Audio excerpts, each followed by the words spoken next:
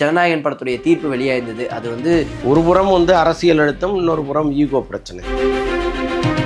ஒரு பயங்கரமான சேசிங்காக இருக்குது. திரையுலகமே ஒரு வகையில் சஃபர் ஆகுது. பெரிய அனுமார் வாழ் மாதிரி நீண்டு போயிட்டே இருக்குங்கிறது தெரிஞ்சு போச்சு. இப்போ அவங்க ஏற்கனவே கேட்குறது ஆர்சி தானே. சரி, நீங்கள் ஆர்சிக்கு போயிட்டு என்ன சொல்கிறீங்களோ நாங்கள் கேட்குறோம் அப்படின்னு சொல்லியிருக்காங்க. அது அந்த பருத்தி முட்டை குடன்லேயே இருந்திருக்கலாங்கிற மாதிரி. இங்கே பலவிதமான அரசியல் அழுத்தங்கள் விஜய்க்கு இருக்குது.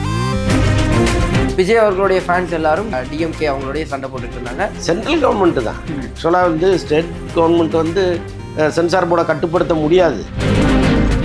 இந்த ஒரு பிரச்சனைக்கு எல்லாரும் வாய்ஸ் அவுட் பண்ணுறாங்க. ஆக்டர்ஸ் வாய்ஸ் அவுட் பண்ணாங்க, டேரக்டர்ஸ் வாய்ஸ் அவுட் பண்ணாங்க. ஆனால் விஜய் அவர்கள் இதுக்கு எந்த வாய்ஸ் அவுட்டும் பண்ணல. அதை பற்றி ஒரு ட்வீட் கூட போடலை, பேசவே இல்லைன்னு சொல்கிறது. எனக்கு ஒரு பிரச்சனை அப்படின்னா நானே பொது இடத்துல நின்று கதற முடியாது. அப்போ இண்டஸ்ட்ரி வந்து எல்லா அமைப்புகளும் விஜய் பின்னாடி நின்று இருக்கணும். அப்போ இவ்வளோ பெரிய கூட்டத்தை வைத்திருக்கிற ஒரு நபர் ஒரு சினிமாவுக்காக முன்னாடி வந்து ஐயோ சாமி ஐயோ சாமின்னு கதற முடியுமா?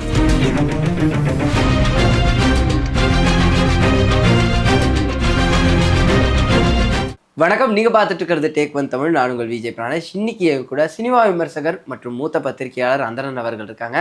அவர்கிட்ட நிறைய விஷயங்கள் பேச போகிறோம். வாங்க பேசலாம். வணக்கம் சார். வணக்கம். மீண்டும் உங்களை சந்திக்கிறதுல ரொம்ப ரொம்ப மகிழ்ச்சி. ஜனநாயகன் படத்துடைய தீர்ப்பு வெளியாயிருந்தது. அது வந்து வெளியாயிரும்னு டேட்டு வரைக்கும் எல்லா விஜய் ஃபேன்ஸ் அவர்கள்லாம் சோஷியல் மீடியாவில் போட்டு கொண்டாடிட்டு இருந்ததை பார்க்க முடிஞ்சது. சடனாக மறுபடியும் அது நிறுத்தி வைக்கப்பட்டது. இது என்னதான் நடக்குது, என்ன பிரச்சனை, இது எப்போ தான் முடிவுக்கு வரும்? ஒரு புறம் வந்து அரசியல் அழுத்தம், இன்னொரு புறம் ஈகோ பிரச்சனை. இவங்க நேரடியாக கோர்ட்டுக்கு போனதில் சென்சார் போர்டுக்கு ஒரு பெரிய கோபம் இருக்குது. ஸோ அதனால் அவங்க வந்து சரி இவங்களை விடக்கூடாது அப்படிங்கிற முடிவில் அடுத்தடுத்து அப்பீல் போகிறாங்க. அது வந்து ஒரு பயங்கரமான சேசிங்காக இருக்குது. இவங்க ரெண்டு பேரும் மாறி மாறி இந்த படத்துக்காக போடுற சண்டை இருக்குல்ல, அது வந்து வெளியில் இருக்கிற திரையரங்க உரிமையாளர்கள், விநியோகஸ்தர்கள், திரையுலகமே ஒரு வகையில் சஃபர் ஆகுது. ஏன்னா ஒரு குறிப்பிட்ட டைமில் ஒரு பெரிய படம் வருதுன்னா ஏற்கனவே தீர்மானிக்கப்பட்டிருந்த ஒரு மிடில் படங்கள் எல்லாமே தள்ளி வச்சுருப்பாங்க. ஆமாம், அந்த அளவுக்கு ஒரு பெரிய ஹீரோக்கள் இல்லைன்னா கூட ஓரளவுக்கு மக்களோடு பழகின நன்கு அறிமுகமான ஹீரோக்களை வரமாட்டாங்க. எதுக்கு அதோட வந்து மோதிட்டு நம்ம சேஃபாக வருவோம் அப்புறமா அப்படின்ட்டு இருப்பாங்க.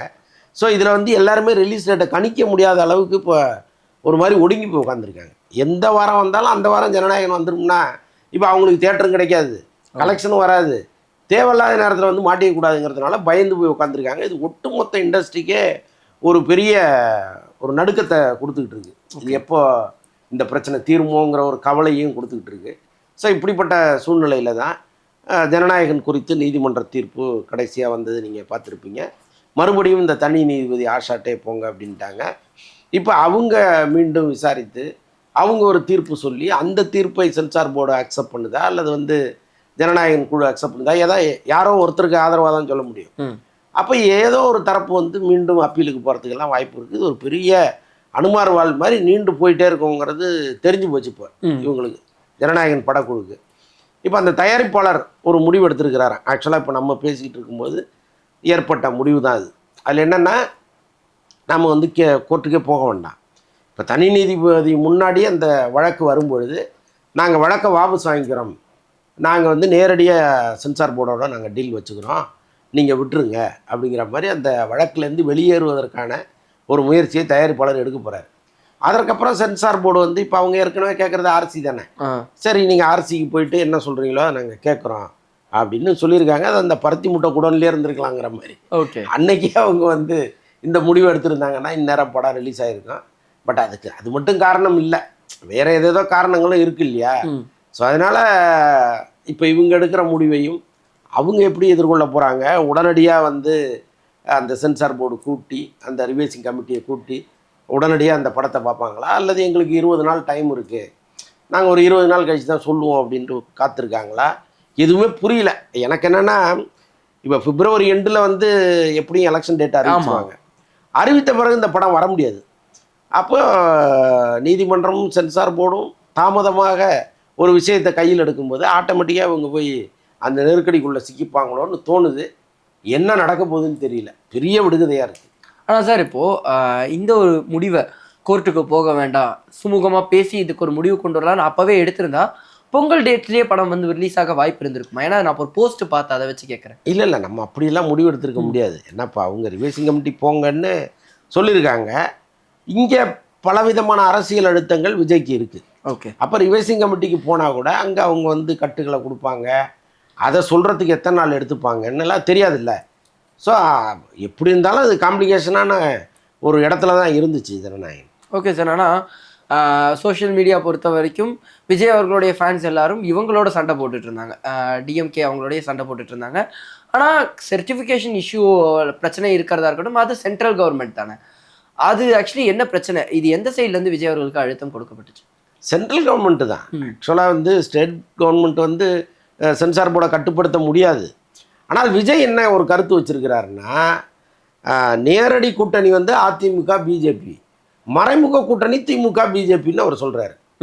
அப்போ நீங்கள் கூட்டி கழித்து பார்த்தீங்கன்னா இவங்களுடைய பங்கும் இருக்குமோங்கிற அளவுக்கு விஜய் ரசிகர்கள் யோசிக்கிறாங்க. ஓகேனா உங்களுக்கு வந்து பேக்கெண்டில் நீங்கள் ஒரு கூட்டணி வச்சுருக்கீங்க, ரகசியமான கூட்டணியாக அது இருக்குது. இப்போ நீங்கள் சொல்கிறத அவங்க கேட்பாங்கங்கிறது தான் இதன் மூலம் அவர் சொல்ல வர்றது. அப்போ எல்லாத்துக்கும் காரணம் யாருங்கிறத ஒரு வெட்ட வெளிச்சமாக சொல்கிறாரு. எல்லா பிரச்சனைகளுக்குமே இவங்க தான் காரணம் அப்படிங்கிறது தான் அவர் சொல்ல வர்றார். நாட் ஒன்லி ஜனநாயகன்னு அவர் பேசலை எங்கேயுமே, ஆனால் அதையெல்லாம் நீங்கள் யூகிச்சுக்கிங்கிற மாதிரி தான் அவர் பேசுகிறார். ஸோ அதனால் வெளிப்படையாக நீங்கள் பார்த்தீங்கன்னா சென்ட்ரல் கவர்மெண்ட் அழுத்தம் தான். ஆனால் சார், எல்லாருடைய கேள்வியாகவும் இருக்காது, சினிமாலையும் பலர் கேட்குறாங்க. இந்த ஒரு பிரச்சனைக்கு எல்லாரும் வாய்ஸ் அவுட் பண்ணுறாங்க, ஆக்டர்ஸ் வாய்ஸ் அவுட் பண்ணாங்க, டேரக்ட் வாய்ஸ் அவுட் பண்ணாங்க. ஆனால் விஜய் அவர்கள் இதுக்கு எந்த வாய்ஸ் அவுட்டும் பண்ணல, அதை பற்றி ஒரு ட்வீட் கூட போடலை, பேசவே இல்லைன்னு சொல்கிறது ஒரு கருத்தாக இருக்குல்ல, இது எப்படி பார்க்குறீங்க? இல்லை, நான் அது வந்து நியாயமான கருத்து தான். ஆனால் இது ரெண்டு மாதிரி நம்ம பார்க்க வேண்டியதாக இருக்குது. எனக்கு ஒரு பிரச்சனை அப்படின்னா நானே பொது இடத்துல நின்று கதற முடியாது.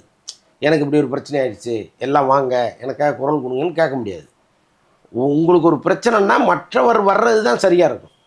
இப்போ எப்போவுமே வந்து இப்போ கமலஹாசனுக்கு ஒரு பிரச்சனை, அவர் மனம் விருந்தி ஒரு வார்த்தையை சொன்னார், மொத்த பேரும் போய் நின்றுட்டாங்க. ஸோ அப்போ அவங்கெல்லாம் சேர்ந்து ஒரு குரல் கொடுக்கும்பொழுது அதுக்கான இம்பேக்ட்டுங்கிறது அதிகம். இப்போ நானே எனக்கு பிரச்சனைன்னு நம்ம சொல்கிறத விட இன்னொரு வரணுங்கிறது தான் சரியாக இருக்கும். அப்போ இண்டஸ்ட்ரி வந்து எல்லா அமைப்புகளும் விஜய் பின்னாடி நின்று இருக்கணும். இன்னொன்று, இது விஜய்க்கு மட்டுமே ஏற்படுகிற பிரச்சனை கிடையாது. ஏன்னா இதில் இருக்கிற விஷயங்கள் நீங்கள் பார்த்தீங்கன்னா, சென்சார் போர்டும் படம் பார்க்குது, ஒரு கருத்தை சொல்லுது, ஒரு சர்டிஃபிகேட் கொடுக்கணுங்கிற முடிவு எடுத்துருச்சு. அதுக்கப்புறம் ஒருத்தர் வந்து மண்டல அதிகாரிகிட்ட போய் புகார் கொடுக்குறாரு. அவர் யாருன்னு இந்த நிமிஷம் வரைக்கும் நமக்கு தெரில. ஓகே, இந்த படத்தை வந்து நம்ம ரிவைசிங் கமிட்டிக்கு அனுப்பணும்னு ஒருத்தர் சொல்கிறாரு. அந்த ஒருத்தர் யாருன்னு தெரில, அவருக்கும் இந்த படத்துக்கு என்ன சம்மந்தம்னு தெரில. ஒருவேளை படம் பார்த்து கருத்து சொன்ன நபராக கூட இருக்கலாம். 5 சென்சார் போர்டு மெம்பர் இருக்காங்கன்னா அதில் 3 பேர் ஒரு கருத்தும் 2 பேர் இன்னொரு கருத்தும் வச்சுருப்பாங்க. அப்போ யார் மெஜாரிட்டியாக கருத்து சொல்கிறாங்களோ அதை தான் வந்து சென்சார் போர்டு கேட்கணும். இந்த கருத்து சொன்ன 2 பேர் நீதிமன்றத்துக்கோ அல்லது வந்து மண்டல அதிகாரிட்டோ ஒரு புகார் கொடுத்தா அதை நாங்கள் எடுத்துப்போம் அப்படின்னா நாளைக்கு எந்த படத்தையுமே நீங்கள் சென்சார் பண்ண முடியாது. இப்போ ரஜினிக்கு வந்து தேர்தல் நேரத்தில் எங்களோட ஒரு பிரச்சாரம் வரணும்னு அவங்க நினைக்கிறாங்க. இப்போ சென்ட்ரல் கவர்மெண்ட்டே நினைக்குதுன்னு வைங்க. எலெக்ஷன் நெருங்கி போச்சு, ரஜினி வந்து ஒரு பொதுக்கூட்டத்தில் நம்மளை ஆதரித்து பேசினா நல்லா இருக்கும்னு நினைக்கிறாங்கன்னு வைங்க. கூப்பிட்டு பேசுவாங்க. இதெல்லாம் கற்பனை தான். நாளைக்கு எதிர்காலத்தில் நடக்குமோங்கிற ஒரு அச்சத்தின் காரணமாக நான் சொல்கிறேன். அது ரஜினியாக இருக்கலாம், அஜித்தாக இருக்கலாம். இப்போ நாங்கள் முடியாதுங்க, எங்களுக்கு அரசியலுக்கு சம்மந்தம் இல்லை, நாங்கள் எதுக்கு வரணும்னு இவங்க பதில் சொன்னாங்கன்னா அவங்களுடைய படம் வரும்போது இந்த பிரச்சனை நடக்கும். நீங்கள் சென்சார் வாங்கின பிறகும் ஒருத்தர் வந்து மண்டல அதிகாரிட்ட புகார் பண்ணுவார், இந்த படத்தில் நிறைய பிரச்சனைகள் இருக்குது, இந்த படத்தை ரிவைசிங் கமிட்டிக்கு அனுப்புங்கம்பார். அப்போ அந்த ரிவைசிங் கமிட்டியில் இந்த படத்தை கொத்தி கொதறி சின்னாபின்னமாக்கி கொடுக்குற வேலைகள் எல்லாம் நடக்கும். அப்போது இது யாருக்கு ஆபத்து? விஜய்க்கு மட்டும் இல்லை, ஒட்டுமொத்த சினிமாவுக்கே ஆபத்தான ஒரு பிரச்சனையாக வருது. அப்போ நீங்கள் இந்த சிஸ்டத்தில் இந்த மாதிரி பிரச்சனைகள்லாம் இருக்குன்னாவது குரல் கொடுக்கணும்ல. அதுக்கு இங்கே யாருமே அமைதியாக இருக்காங்களே. ஆனால் விஜய் அவர்களுமே ஏன் சார் இப்போ அவர் வந்து அரசியல் கட்சி தொடங்கிட்டாரு, அதெல்லாம் தாண்டி அவர் ஒரு வார்த்தை சொன்னாருனாலும் அந்த பிரச்சனைக்கு நிறைய பேர் குரல் கொடுப்பாங்கல்ல, அவருமே ஏன் அமைதி காக்கிற ஜனநாயகன் விஷயத்தில்? இல்லை, அதுதான் அப்படி போய் கேட்க முடியாதுல்ல. இப்போ எனக்கு பிரச்சனை இருக்குது. இப்போ அவர் வந்து இன்றைக்கி தன்னை ஒரு தலைவராக ப்ரூவ் பண்ணியிருக்கிறார். இவ்வளோ பெரிய கூட்டம் ஒரு பின்னால் இருக்குது. ஆத்தன்டிகேட்டாகவே ஒரு கோடி பேர் அந்த ஒரு இயக்கத்தில் சேர்ந்துருக்காங்க. அப்போ இவ்வளோ பெரிய கூட்டத்தை வைத்திருக்கிற ஒரு நபர் ஒரு சினிமாவுக்காக முன்னாடி வந்து ஐயோ சாமி ஐயோ சாமின்னு கதற முடியுமா? முடியாதுல்ல. அப்போ அமைதியாக அவர் வேடிக்கை பார்த்துட்டு இருக்காரு. இது என்ன தான் நடக்குது பார்ப்போமேன்னு காத்திருக்காரு, அவ்வளோதான். Okay sir. ஆனால் இப்போது எல்லாரும் சொல்வதை பார்க்கும்போது படம் வந்து எலெக்ஷன் தாண்டி தள்ளி போகும், எலெக்ஷனுக்கு அப்புறம் வர்றதுக்கு தான் வாய்ப்பு இருக்குன்னா சொல்லப்படுது. அதுக்குமே அப்படி வாய்ப்பு இருக்குது. போகிற போக்க பார்த்தா அப்படி தான் நமக்கு பார்க்க வேண்டியதாக இருக்குது. என்னென்னா இப்போ இவங்க நீதிமன்றத்தில் அந்த வழக்கு என்னைக்கு லிஸ்ட் ஆகிருக்குன்னு தெரில, இது வரைக்கும் நமக்கு தெரியல. ஏன்னா இப்போ நீதிமன்றம் இயங்கிட்டு இருக்கு. ஹைகோர்ட்டில் வந்து நீங்கள் மறுபடியும் தனி நீதிபதிகிட்ட போங்கன்னு சொல்லிட்டாங்க. சொல்லி ஒரு 2 நாள் ஆச்சு. இதற்கப்புறம் இந்த வழக்கு என்னைக்கு லிஸ்ட் ஆகி அவங்க பார்வைக்கு போகும்னு தெரியாது. அதுக்கே 20 நாள் ஆச்சுன்னு வச்சுக்கோங்க. அதுக்கப்புறம் இவங்க கேட்டவுடனே சரிங்க எடுத்துகிட்டு போங்கன்னு சொல்ல மாட்டாங்க. அதை இன்னொரு நாள் சொல்கிறோம்பாங்க. அப்போ நீங்கள் இன்னொரு நாள் அதை சொல்வதற்கு எத்தனை நாள் ஆகும்னு தெரியாது. அதற்கப்புறம் நீங்கள் சென்சார் போர்டுக்கு போய் ஒரு அப்ளிகேஷன் கொடுக்கணும். கொடுத்து இதுமாரி நீங்கள் சொல்கிற எல்லா இதுக்குமே நாங்கள் கட்டுப்படுறோம், நீங்கள் மறுபடியும் ரிவைசிங் கமிட்டி அனுப்புறதுன்னா அனுப்புங்கன்னு நீங்கள் சொன்னீங்கன்னா அவங்க அதுலேருந்து 20 நாள் எடுத்துக்கலாம் சட்டப்படி. அப்போ இது எங்கே போகும், என்னைக்கு நடக்கும் அது தெரில. ஸோ அப்படி நீண்டுக்கிட்டே இது வந்து போயிட்டே இருக்கிறதுக்கான வாய்ப்பு தான் இருக்குது. ஒரு பக்கம் இது இருக்க ரீரிலீஸ் ஆக வேண்டியது. அந்த படத்தையும் விஜய் அவர்கள் ஃபேன்ஸ் வந்து இவர் வரலனாலும் பழைய படமாவது வருது சந்தோஷமாக செலிப்ரேட் பண்ணலாம்னு பார்க்கும்போது அதுவும் தள்ளி போயிடுச்சு. அதுக்கான காரணமாக என்ன அமைஞ்சது? அதற்கான காரணமாக சொல்லப்படுவது என்னென்னா, விஜயினுடைய மேனேஜர் ஜெகதீஷ் வந்து தானு சாருக்கு ஃபோன் பண்ணி, சார் இப்போதைக்கு படத்தை நீங்கள் பண்ணாதீங்க, ஏன்னா ஏற்கனவே ஜனநாயகனுக்கு ஒரு பெரிய பிரச்சனை இங்கே போயிட்டுருக்கு, இந்த நேரத்தில் நீங்கள் இறக்குறீங்கன்னா ஜனநாயகன் வரவே வராதுங்கிற ஒரு உணர்வை வந்து ரசிகர்கள்ட்ட கொடுத்துரும். ஸோ அதனால் அது வேண்டாம், நீங்கள் தள்ளி போடுங்கன்னு சொன்னதாகவும், உடனே தானு அதை ஓகே விஜய் சார் சொன்னார்னா அப்புறம் நம்ம கேட்டு தானே ஆகணும், அப்போ அதனால் அவர் தள்ளி போட்டதா ஒரு தகவல் இருக்குது. நீங்கள் ஆரம்பத்துலேருந்தே சொல்கிறது உண்டு, விஜய் அவர்கள் அரசியல் வந்து நெருங்கும் போது பார்க்கலாம் அப்படின்னு. கிட்டத்தட்ட நெருங்கிருச்சு. இப்போ அவருடைய செயல்பாடுகளை எப்படி பார்க்குறீங்க? அவர் செயல்பாடுகள் வந்து இன்னும் வேகம் எடுக்கணும்னு தான் நம்முடைய நீண்ட காலமாக நான் அதுதான் சொல்லிகிட்டு இருக்கேன். இன்றைக்கி அரசியல் வேறு, சினிமா வேறு. சினிமாவுக்கு வந்து நீங்கள் தினந்தோறும் நடிக்கலாம், ஆடியோ ஃபங்க்ஷன்னு ஒன்று தான் வைக்க முடியும், ஆமாம், ஒரு ப்ரொமோஷன்னு ஒரு நிகழ்ச்சிக்கு வர முடியும். அந்த மாதிரி அரசியல் கிடையாது. அரசியலில் நீங்கள் அன்றாடம் இறங்கி மக்களுடைய பிரச்சனைகளை பேசிகிட்டே இருக்கணும். மற்றவர்கள் பேசுவதை விட தலைவர் என்ன பேசுகிறாருங்கிறது தான் அவன் முக்கியமாக பார்ப்பான். கலைஞர் வந்து சாகிற வரைக்கும் கையெழுத்து பிரதியாக இருக்கும்போது ஆரம்பித்த உடன்பிறப்பு கடிதம் அவர் சாகிற வரைக்கும் எழுதியிருந்தார். அப்போ தினந்தோறும் தன்னுடைய தொண்டனோடு கனெக்ட் ஆகிற ஒரு தலைவனுங்கிறது ரொம்ப முக்கியம். இப்போ விஜய் வந்து அதெல்லாம் பழைய காலம்னு சொன்னால் கூட அட்லீஸ்ட்டு 2 நாளைக்கு ஒரு தடவை 3 நாளைக்கு ஒரு தடவை அவருடைய எண்ணம் என்ன, இந்த அரசியல் குறித்த அவருடைய பார்வை என்ன, மக்கள் அவரை பற்றி என்ன வச்சுருக்காங்களோ அதற்கான பதில் என்ன, ஸோ இது எல்லாமே டிஸ்கஸ் பண்ணணும். நீங்கள் நேரடியாக மைக்கை பிடிச்சி பொதுக்கூட்டங்களில் பேசலைன்னா கூட இன்றைக்கி காலம் மாறி போச்சு, விஞ்ஞான யுகத்தில் நம்ம இருக்கோம். ஒரு 2 நிமிஷம் ஒரு வீடியோ எடுத்து ஒரு 3 நாளைக்கு ஒரு தடவை 4 நாளைக்கு ஒரு தடவை போட்டுக்கிட்டு இருந்தாலே விஜய் எங்கேயோ தொலைதூரத்தில் இருக்கார், அவருக்கும் இந்த நாட்டுக்குமே சம்மந்தம் இல்லைங்கிற அளவுக்கு வெளியில் பேசுகிறாங்கல்ல, அதெல்லாம் கட்டாயமாக மாறணும். மாற்ற வேண்டிய கடமை விஜய்க்கு இருக்குது. அதை அவர் எந்த அளவுக்கு இறங்கி செய்ய போகிறாருன்னு நமக்கு தெரில. தேர்தல் இறங்கிட்டே இருக்குது. ஆமாம், இன்னமும் வந்து அவங்க மெத்தனமாகவே தானே இருக்காங்க. இந்த விசில் சின்னமும் கொடுத்துட்டாங்க. இந்த இதை எப்படி பார்க்குறீங்கன்னா, ஜென்ரலாகவே விசில் அடித்து அது ஒரு ஆர்ப்பாட்டம் பண்ணுவாங்க, இதுவே ஒரு ட்ரெண்டாக மாற்றிடுவாங்களா? இல்லை பயங்கரமாக ட்ரெண்டாக போயிட்டுருக்குது. ஒரு இடமெல்லாம் வந்து கூட்டமாக நின்று விசில் அடிச்சுட்டு இருக்காங்க. சில பேருக்கு இடையூறாகவும் இருக்குது. பட் அது வந்து ஓட்டை கலைச்சிடாதீங்கன்னு செங்கோட்டையன் அழகாக அந்த மேடையில் சொன்னார். நீங்கள் தூங்குறவங்க காதலெல்லாம் போய் ஊதாதீங்க அப்படின்ட்டு. ஏன்னா அதுமாதிரி நடக்குது. ஓகே, அதனால தான் அவர் சொல்கிறார்.